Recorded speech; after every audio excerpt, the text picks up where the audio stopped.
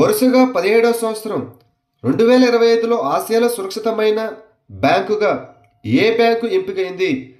DBS bank. DBS bank ఆసియాలో అత్యంత సురక్షితమైన బ్యాంకుగా ఎంపికైంది. ఈ గుర్తింపును వరుసగా 17వ సంవత్సరంగా అందుకుంది. ప్రపంచంలోని 50 సురక్షితమైన వాణిజ్య బ్యాంకుల జాబితాలో బ్యాంకు 2వ స్థానాన్ని కూడా నిలుపుకుంది. అల్లకల్లోల ఆర్థిక పరిస్థితుల్లో సుంకాలు, వడ్డీ రేటు మార్పులు మరియు సాంకేతిక అంతరాయాలు డిబిఎస్ కస్టమర్లకు స్థిరత్వం మరియు నమ్మకాన్ని అందిస్తుంది. Nobody's girl, a memorial of surviving abuse and fighting for justice అనే పుస్తకాన్ని ఎవరు రాశారు? Virginia Roberts Giuffre. Nobody's girl, a memorial of surviving abuse and fighting for justice అనే పుస్తకాన్ని వర్జీనియా రాబర్ట్స్ గిఫ్రే రాశారు. ఇది ఏప్రిల్ 2025లో గిఫ్రే ఆత్మహత్య చేసుకున్న తర్వాత మరణానంతరం ప్రచురించబడింది. ఈ పుస్తకాన్ని జర్నలిస్టు అమీ వాలెస్తో కలిసి రాసి అక్టోబర్ 21, 2025న విడుదల చేశారు. ఆమెను వేధించిన వారిని మరియు వారి సహచరులను జవాబుదారీగా ఉంచడానికి ఆమె సుదీర్ఘ పోరాటాన్ని ఈ పుస్తకం వివరిస్తుంది. ఇటీవల భారతదేశం నిరోధక శ్వాసకోశ ఇన్ఫెక్షన్లకు చికిత్స చేయడానికి రూపొందించిన మొట్టమొదటి పూర్తిగా స్వదేశీ యాంటీబయాటిక్ను అభివృద్ధి చేసింది. ఈ యాంటీబయాటిక్ పేరు ఏమిటి? నాఫిత్రోమైసిన్. నిరోధక శ్వాసకోశ ఇన్ఫెక్షన్లకు చికిత్స చేయడానికి రూపొందించబడిన భారతదేశపు మొట్టమొదటి పూర్తిగా స్వదేశీ యాంటీబయాటిక్ పేరు నాఫిత్రోమైసిన్.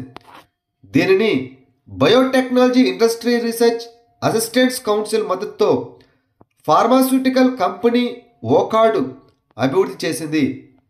125వ ఇండియన్ ఫుట్బాల్ అసోసియేషన్ షీల్డ్ 2025ను ఏ ఫుట్బాల్ జట్టు గెలుచుకుంది? Mohun Bagan super giant. Mohun Bagan super giant 125వ ఇండియన్ ఫుట్బాల్ అసోసియేషన్ షీల్డ్ను పెనాల్టీలో 5-4 తేడాతో ఈస్ట్ బెంగాల్ ఎఫ్సిని ఓడించి గెలుచుకుంది. ఫైనల్ పోటీ అక్టోబర్ 18, 2025న కోల్కతా డెర్బీలోని సాల్ట్ లేక్ స్టేడియంలో జరిగింది. ఇండియన్ ఫుట్బాల్ అసోసియేషన్ 1893లో కలకత్తాలో స్థాపించబడింది మరియు అదే సంవత్సరం ఐఎఫ్ఏ షీల్డ్ టోర్నమెంటు ప్రారంభమైంది. చివరిసారిగా 2021లో రియల్ కాశ్మీర్ ఎఫ్సి గెలుచుకుంది. ఇన్ రోకన్ వ్యాయామం 2025 భారతదేశం మరియు ఏ దేశం మధ్య జరిగింది? దక్షిణ కొరియా. భారతదేశం దక్షిణ కొరియా నేవల్ ద్వైపాక్షిక వ్యాయామం అనగా ఇన్ రోకన్ ప్రారంభ ఎడిషన్ 2025 అక్టోబర్ 13న దక్షిణ కొరియాలోని బుసాన్ నేవల్ బేస్లో ప్రారంభమైంది.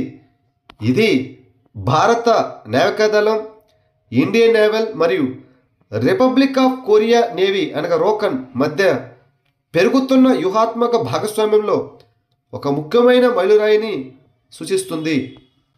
International union for conservation of nature IUCNలో 90వ సభ్యదేశంగా చేరిన దేశం ఏది? తువాలు. తువాలు ప్రభుత్వం international union for conservation of నేచర్లో 90వ సభ్యదేశంగా చేరింది. గతంలో ఎల్లీస్ దీవులుగా పిలువబడే తువాలు పశ్చిమ మధ్య పసిఫిక్ మహాసముద్రంలో ఉన్న ఒక చిన్న ద్వీపదేశం. ఇది ప్రపంచంలోని 4వ అతి చిన్న దేశం. ఇది ఆస్ట్రేలియా మరియు హవాయి మధ్య 26 చదరపు కిలోమీటర్ల విస్తీర్ణంలో ఉంది. దీని యొక్క రాజధాని ఫనాఫుటి. రాబోయే జాతీయ జనాభా లెక్కలకు ముందు అస్సాంలోని బోడో కమ్యూనిటీ ఆచరించే ఏ మతానికి మొదటిసారిగా ప్రత్యేక కోడ్ మంజూరు చేయబడింది? భాతౌ. అస్సాంలోని బోడో సమాజం యొక్క సాంప్రదాయ విశ్వాసమైన బాతోయిజంకు రాబోయే జాతీయ జనాభా లెక్కల కోసం ప్రత్యేక కోడ్ మంజూరు చేయబడింది. మొదటిసారిగా ఈ స్థానిక మతాన్ని ఆచరించే వారిని ఇతరుల కింద వర్గీకరించకుండా జాతీయ రికార్డుల్లో బాతోగా గుర్తించగలుగుతారు. బోడో ప్రజల ప్రత్యేక ఆధ్యాత్మిక మరియు సాంస్కృతిక గుర్తింపును గుర్తించడం మరియు సంరక్షించడం వైపు ఇది ఒక ప్రధాన అడుగుగా పరిగణించబడుతుంది. జపాన్ తొలి మహిళా ప్రధానమంత్రిగా ఎవరు ఎన్నికయ్యారు? Sanae Takaichi.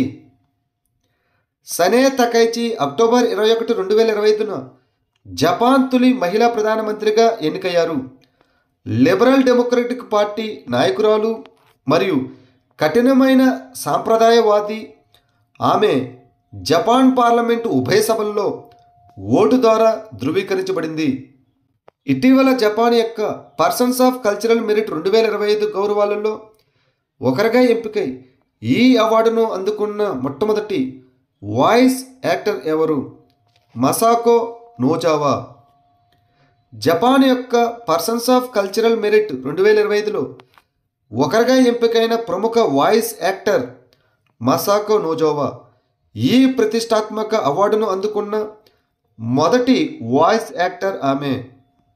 అర్జెంటీనాను 2-0 తేడాతో ఓడించి ఫిఫా అండర్-20 ప్రపంచ కప్పును గెలుచుకున్న దేశం ఏది? మొరాకో. మొరాకో దేశం అర్జెంటీనాను 2-0 తేడాతో ఓడించి తొలి అండర్-20 ప్రపంచ కప్ టైటిల్ను గెలుచుకుంది.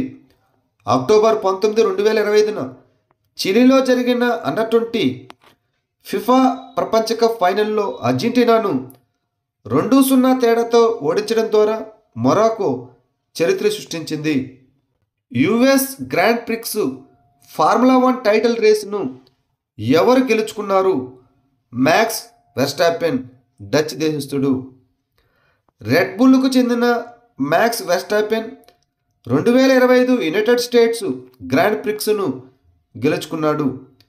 వెర్స్టాపెన్ పోల్ పొజిషన్ నుండి రేసులో ఆధిపత్యం చెలాయించాడు.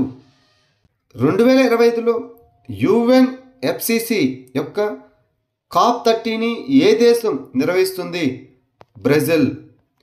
బ్రెజిల్ 2025లో UNFCCC యొక్క COP30ని నిర్వహిస్తున్నది. ఈ సమావేశం నవంబర్ 10 నుంచి 21, 2025 వరకు బెలెమ్ నగరంలో జరుగుతుంది. గ్లోబల్ మల్టీడైమెన్షనల్ పావర్టీ ఇండెక్స్ 2025 నివేదికను ఏ సంస్థలు విడుదల చేశాయి? ఐక్యరాజ్యసమితి అభివృద్ధి కార్యక్రమం UNDP మరియు ఆక్స్ఫర్డ్ పావర్టీ అండ్ హ్యూమన్ అభివృద్ధి initiative. Global multidimensional poverty index 2025 నివేదికను ఐక్యరాజ్యసమితి అభివృద్ధి కార్యక్రమం మరియు Oxford poverty and human development initiative విడుదల చేశాయి. 109 దేశాల్లోని 6.3 బిలియన్ జనాభాలో 1.1 బిలియన్ మంది తీవ్రమైన పేదరికంలో నివసిస్తున్నారు.